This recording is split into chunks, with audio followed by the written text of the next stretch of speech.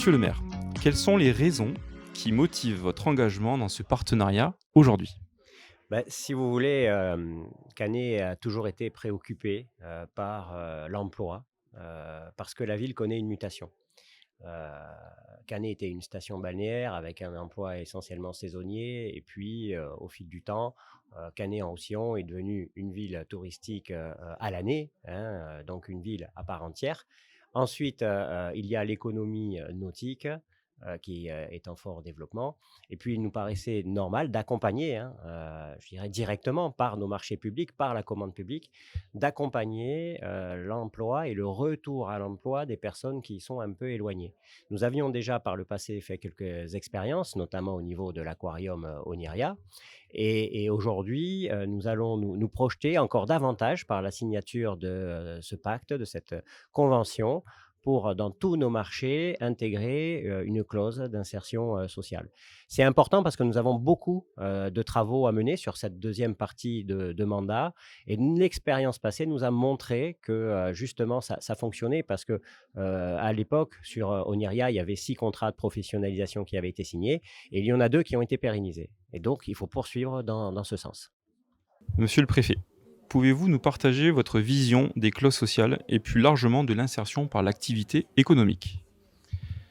On est dans un département où le taux de pauvreté, le taux de chômage des jeunes et des moins jeunes d'ailleurs est très, très important, trop important. Je suis convaincu que les clauses sociales et plus largement de la RSE, en fait, hein, la responsabilité sociétale des entreprises, permet de répondre à cette nécessité d'intégrer, d'inclure, c'est ce qu'on appelle l'inclusion, donc des jeunes et des moins jeunes, de ceux qui sont le plus éloignés de l'emploi dans les entreprises.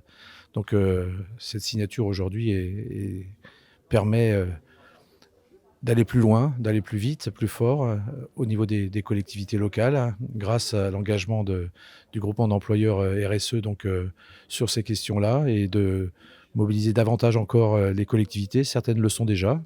Donc de systématiser, je dirais tout simplement, ces clauses sociales dans les différents contrats.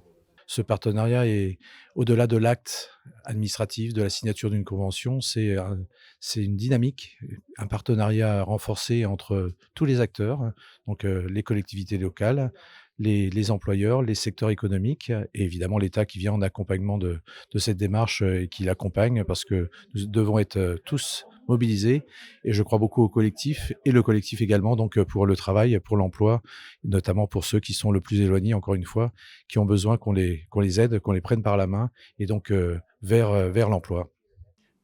Monsieur le président, vous qui êtes par ailleurs chef d'entreprise dans le BTP, face aux difficultés de trouver de la main-d'œuvre qualifiée sur le marché de l'emploi, en particulier dans le secteur du BTP, ce type de dispositif peut-il être une réponse? Oui, oui, bien sûr, c'est la réponse. Ça nous permet de toucher un public, beaucoup plus large. De plus est, on peut leur permettre de faire de la formation, que ça soit technique ou même sur de la sécurité, des choses comme ça. Ce qui nous permet, lorsqu'ils arrivent en entreprise, d'avoir beaucoup plus de facilité à s'intégrer et bien sûr, d'évoluer, dans notre entreprise.